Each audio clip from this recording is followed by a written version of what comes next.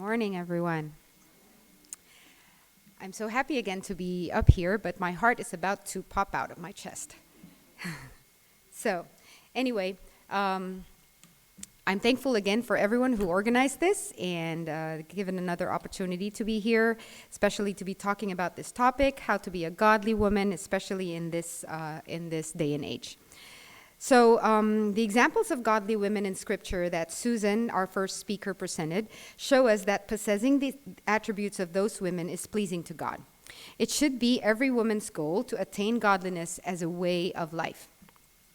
Practical application is in this modern and busy world that is full of distractions, temptations, and hindrances can be next to impossible, just like what Jeanette said.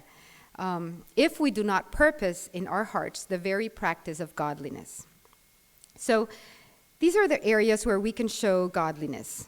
Our service to our brethren and to others and to the lost, our devotion to God, the way that we show how we set our priorities, and our evangelistic spirit. In everything that we do, we can exhibit our godliness in all of these areas, sometimes even all at the same time. And as you remember, Susan had talked about the Bible women for service. She talked about Dorcas for devotion. She talked about Ruth for setting priorities, Martha and Mary, and for evangelism, Priscilla. So now I'll be going through our practical applications. So number one, a godly woman raises children. God views the act of hospitality as precious. And he praises women of the Bible for their I'm sorry. I just lost my first one. Okay. God commends women for bringing up children, as we know about the Proverbs 31 woman. Paul praises Timothy's mother and grandmother for the genuine faith they instilled in Timothy. Although in the world's eyes, motherhood might not be the most revered positions, in God's book, it is huge. And it's no surprise, since Jesus showed his love for children and often and said, "Let the little children come to me and do not hinder them, for such is the kingdom of heaven." It's easy to think that becoming a great woman of God involves grand gestures, but that's not God's way.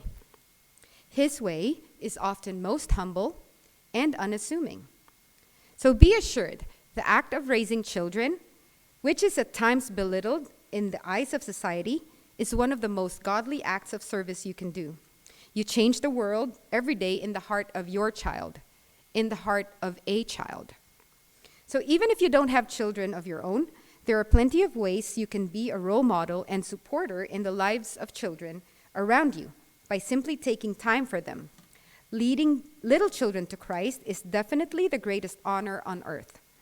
I myself was influenced, and still am, influenced greatly by older women who were not related to me by blood, to love and fear the Lord. And I know you all can remember which older woman it was who has made an impact in your lives as young children.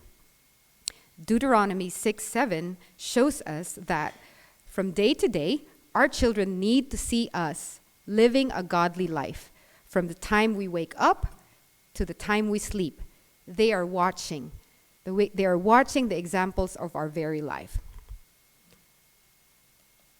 So we see how we can show our service to the little children as we teach them and as they watch our example, our devotion to the Lord as we lead these children to Him, our priorities as we take time out of our busy schedules to prepare for teaching or to answer their questions while directing them to what God would have them to do. And for evangelism, we are raising would-be Christians who will be the future of the Church of Christ. Number two, a godly woman shows hospitality. God views the act of hospitality as precious, and he praises women of the Bible for their welcoming spirit.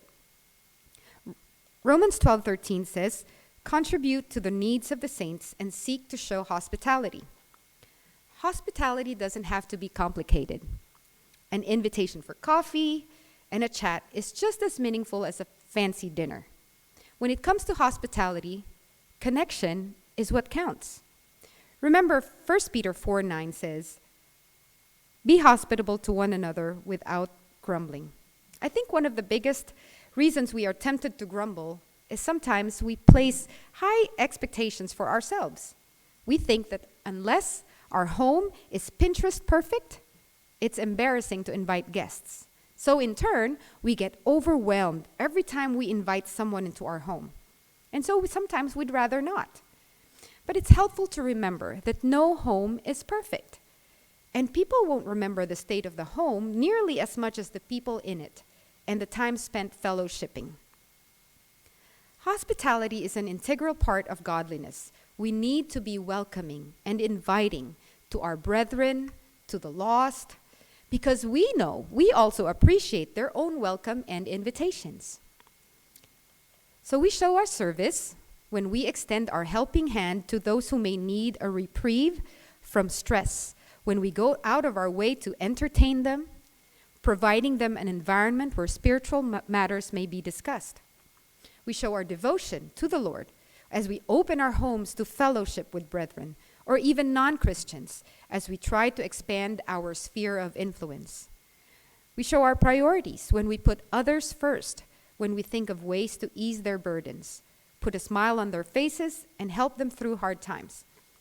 And we show our evangelistic spirit when we spread God's message of love and fellowship. To non-Christians, seeing us pray is an eye-opener and possibly a conversation starter to introduce God and Jesus. Third, a godly woman is a servant. 1 Timothy 5:10, well reported for good works, if she has brought up children, if she has lodged strangers, if she has washed the saints' feet, if she has relieved the afflicted, if she has diligently followed every good work. The verse describes service towards fellow Christians, towards those in need, all in good works. Now, this isn't saying anything grand. Instead, we need to brainstorm little ways that we can serve, which often become big things to the recipients. 1 Peter 4:10 says, as each has received a gift, use it to serve one another. God has a special purpose and plan for our life, and we have been given talents to use for His glory. Certainly, each and every one of us here has received gifts and blessings from the Lord. Think about your own personal talent and how they can be used to help others. When you serve in the areas you are good at, you will enjoy the act of service greatly, and you will be motivated to serve in the future. Eventually, you might even go beyond your comfort zone. We need to purpose to use these blessings to serve others so that we will continue to develop godliness. After all, our best example of service is Christ Himself. Matthew 20:28 says, even as the Son of Man came not to be served, but to serve. So we show our service. We know that a life of service is one that imitates Jesus' character because He came to serve. We show our devotion to the Lord as we do good works, which demonstrate our love for the Lord, especially as we ascribe our own works to our love for God.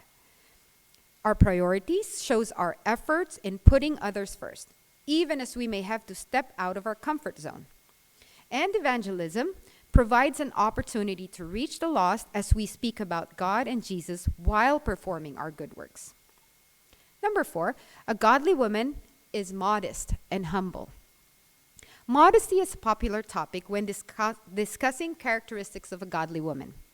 In day-to-day life, of course, modesty means choosing clothing that keeps you covered. But it goes even deeper than this.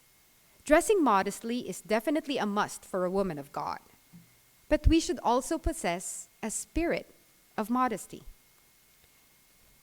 Proverbs 31:30, charm is deceitful and beauty is vain, but a woman who fears the Lord is to be praised. Possessing a spirit of modesty means fearing the Lord. This spirit values the commands of God and the needs of others. Care for others with a humble attitude motivates our clothing choices and all our other decisions. This means dressing, speaking, and acting in ways that will benefit those around us. This includes the ability to see and admit wrong, asking forgiveness when needed. It means doing jobs that need doing because you are able, not because it will bring you praise. This is further emphasized in 1 Timothy 2. We know this, he says about women should adorn themselves in respectable apparel. But at the end, for women who profess godliness, they show with good works. The verse talks not only about physical modesty, but more importantly, spiritual modesty with self-control and godliness. So we show our service as we provide an example for younger girls and ladies when we strive to maintain modesty, thereby serving them indirectly. We show our devotion to the Lord as we actively and consciously choose modest apparel, modest speech, modest actions and behavior.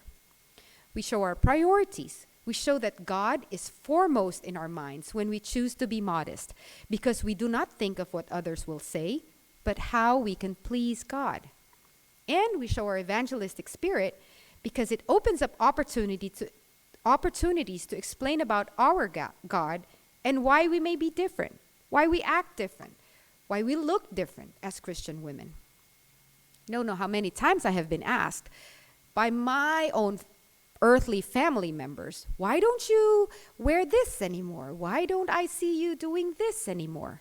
So it is a way of me reaching out to them also, that there is a change in me because I am now a Christian. So definitely that there is that evangelism factor there. Next, a godly woman is submissive and respectful. The act of submission is very unpopular in today's society. But we must remember that Jesus Christ himself submitted to the Father. To submit is to simply acknowledge another person's authority in a matter. It is not assigning value. A soldier with a lower rank in the army is no less valuable as a person than a captain, but they have a different role each. And the soldier has to submit to his superior. That is his role. This is conveyed perfectly in Ephesians 5:22-24. We know this. Wives, submit to your own husbands as to the Lord. And we say that it says that as the church submits to Christ, so also wives should submit in everything to their husband. Also, as women, we submit and show respect with a full knowledge of our worth in Christ. As we do so, it brings us closer to the heart of Jesus. Even if you are unmarried, you have an opportunity to submit to those in authority over you with a Christ-like spirit. This is illustrated beautifully in Philippians 2:5-8. Having this mind among yourselves, which is yours in Christ Jesus, who, though he was in the form of God, did not count equality with God a thing to be grasped, but emptied himself by taking the form of a servant, being born in the likeness of men. And being found in human form, he humbled himself by becoming obedient to the point of death, even death on a cross. Submission to God's authority is paramount to developing godliness. Obedience to his will is demonstrated as we submit to our husbands and our elders as they also follow his authority. We show our service as we humble ourselves to submit to our husbands or to our elders, as I said, always willing to obey what is good for our own spiritual growth, our families, and the churches. We show devotion to the Lord when we choose to submit to his will, and we avoid our stubborn attitudes. We show our priorities when we show that our opinions do not matter as much when our spiritual leaders are guiding us towards the Lord and we prioritize obeying God. And evangelism. We may be able to teach others the reason why we are willing to submit to our husbands, knowing that it is God's design for them to lead the household towards him. Next, a godly woman teaches what is good. Titus 2:3-4, that the older women are to be reverent in behavior, not slanderers or slaves to much wine. They are to teach what is good. And so train the young women to love their husbands and children, to be self-controlled, pure, working at home, kind, submissive to their own husbands, that the word of God may not be reviled. God instructs older women to teach what is good to the younger women. The truth is, no matter your age, you are always an older woman to someone younger, whether it's a teen, a preschooler. The example of your life teaches others. Teaching through conversations and ladies' devotions, Bible classes is a great blessing as well. Making an effort to be a mentor to someone, to go out of your way to reach out to a younger lady, will be a huge blessing to you both. Look around you and see if there is a woman, a few or many years younger than you, who needs a new Christian sister, a new Christian friend. Start a conversation with her. Ask her out for coffee or invite her to your home. Then model how to be a godly woman as you get to know her in everyday life. 2 Timothy 4:2, preach the word. Be ready in season and out of season. Reprove, rebuke, and exhort with complete patience and teaching. Have you taught someone, anyone, about Christ? Why not start now? To be a godly woman, we need to teach what is good. So our service is shown when we have opportunities to teach younger women or children who may be in need of mentoring. Devotion to the Lord as we model how to be a godly woman to the younger ones. Priorities when we actively seek out younger ladies to teach and mentor, not worrying about our precious time, but catering to their available time. And evangelism, teaching others through personal one-on-one studies or through Bible classes. Number 7, a godly woman focuses on her home and builds it up. Observing the lives of women in the Bible shows that family love is key, just like the Proverbs 31 woman. God instructs Christian women to love their husbands and children. This is one of our principal aims, missions, and careers. Focusing on the home is the greatest thing we can do to build the church.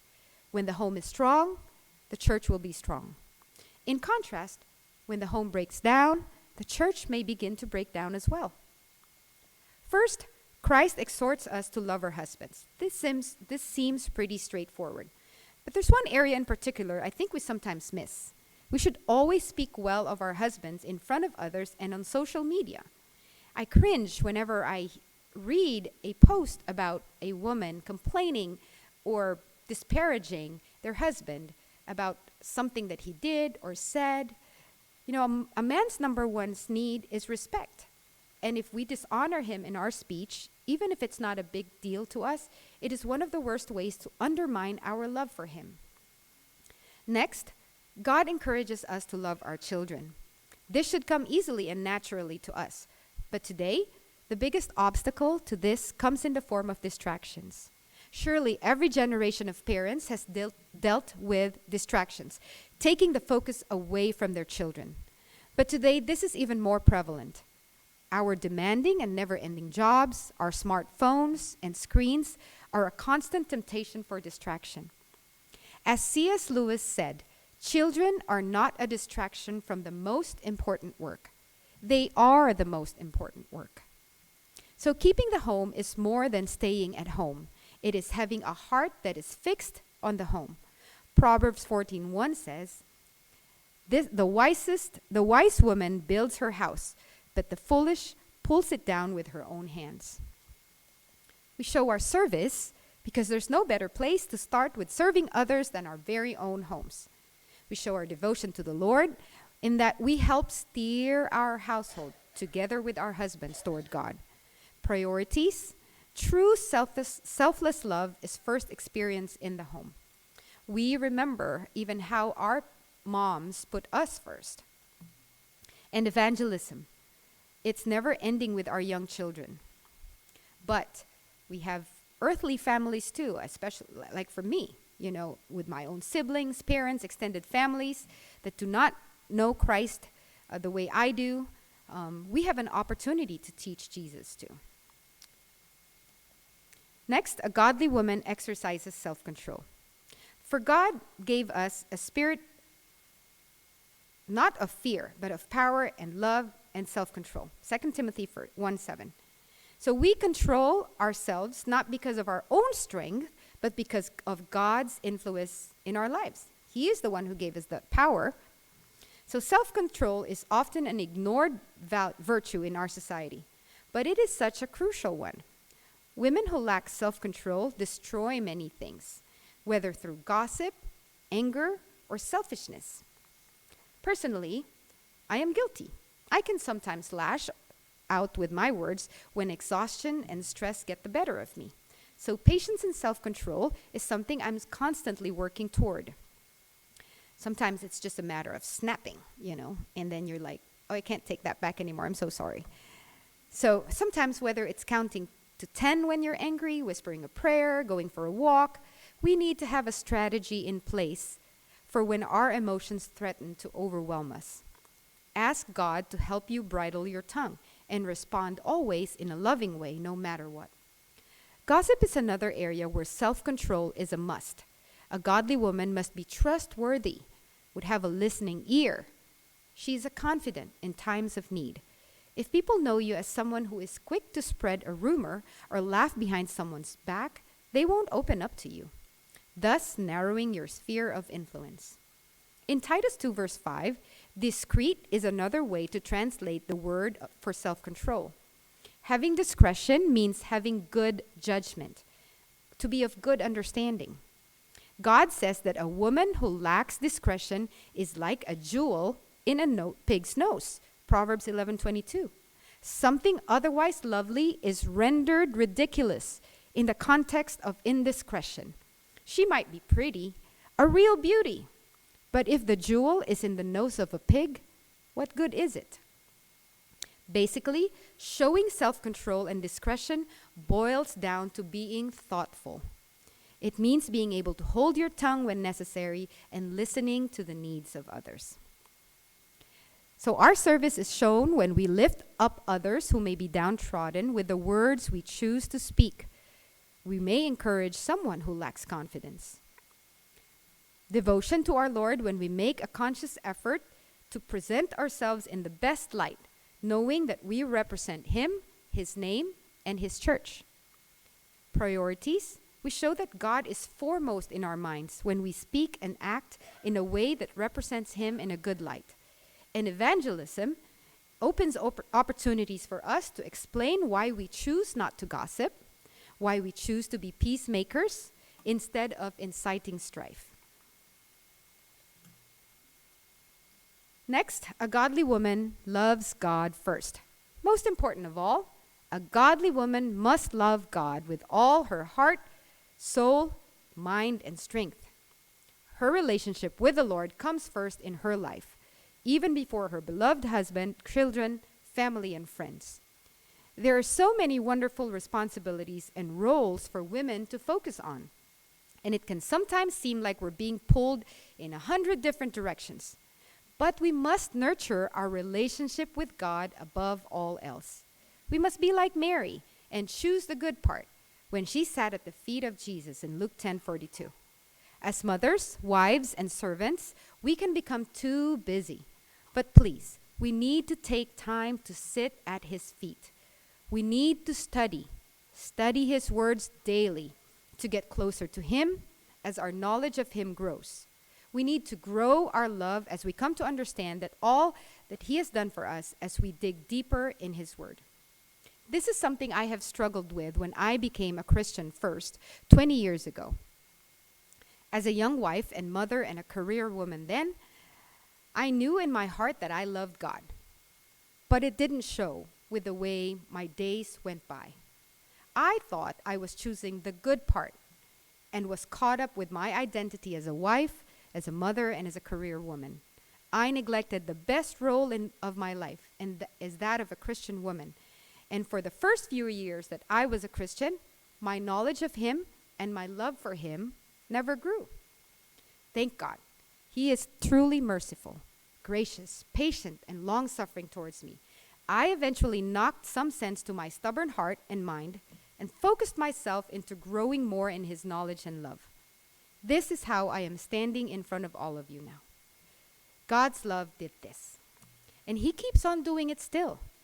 I am a continuous work in progress. We show our service when we love God first. We grow as Christians as we find ways to serve His family, His church, and the lost. We show our devotion to our Lord in the way that we grow our love for Him as we continue to study and learn about Him. We show our priorities. When we truly love someone, right? When we truly love someone, you make them a priority to prove your love, and you make sure they never have to question your love for them. Is that how we are with God? Can He question our love for Him because we don't show Him that He is our priority? With evangelism, our love for God is a never-ending conversation starter as we tell others the reason why we love Him and His Son so much. Lastly, a godly woman is a praying woman. Matthew 6:6 says, "But when you pray, go into your room and shut the door and pray to your Father who is in secret." It goes without saying that prayer is our me time with our God. We cultivate our relationship with Him when we commune with Him in prayer. A prayerful life is one that purposes quiet time for meditation in the midst of a busy and demanding life. Sadly, many call out to Him only out of desperation. May it not be so for us. Prayer is one area that needs intentional action because our God deserves our full attention when we address Him and lift up to Him our words of praise, thanksgiving, repentance, supplication, and love. This is one time we can be completely honest and open when we can petition Him through our Lord Jesus Christ. God knows all that is in our hearts, but it pleases Him and honors Him when we acknowledge His Lordship by praying to Him. 1 Thessalonians 5:17 says to pray without ceasing. It's a way of life. We are in almost constant communication with Him as we seek for guidance in every decision we make, as we thank Him for every joyful blessing, as we ask for forgiveness with every sinful thought or action, as we profess our love and praise to Him for His power, goodness, mercy, and grace. James says in chapter 5 that the prayer of a righteous man avails much. The prayer of a godly woman will avail much. Sometimes this is all we can offer to someone who is in need or is hurting. We need to be confident that our prayers will not be hindered because we know we are striving to live righteous and godly. So in our service, we can be of service to others when we petition and pray for them. Devotion, when we spend our time praying to God, it directly shows Him our devotion because it is our alone time with Him. No one else meddles when we pray. No one else pulls us away. It's just our time with Him. Priorities, setting aside prayer time out of our busy schedules and not just at the end of our day. Evangelism, praying for those who are lost and praying for opportunities to evangelize. We all know the steps to become a Christian, a child of God, and a member of His one true church. But becoming a Christian is not the end of our journey. God chose each and every one of us as women. He created us to be women, and we have a role to fulfill and a character to build, that of a godly woman. Have you thought about the character you are building? With all of these practical applications, we can see that being a godly woman takes effort, time, commitment, thought, and action. We cannot become godly just by praying to be godly, although we cannot be godly without prayers. Praying for godliness is the start, because with it, we acknowledge that we are lacking and that we need God's help. After prayer, we need to have a plan. In all the areas I have outlined, we need to be intentional and deliberate in the ways we can demonstrate godliness. Nothing we do will ever come out successful without planning for success. Out of all those areas, pick one, or two, or all, and purpose to focus on concrete plans of action to grow to be a godly woman. Truly, the world may never appreciate the change in our perspective when we start to grow to be genuine godly women. But God our Father will be pleased, honored, and glorified, and this is all that matters. And at Judgment Day, remember each one's face here. We will all see each other again and have that big smile on our faces, knowing that our efforts have proven to be worthy and fruitful. This is my prayer for us all. Thank you.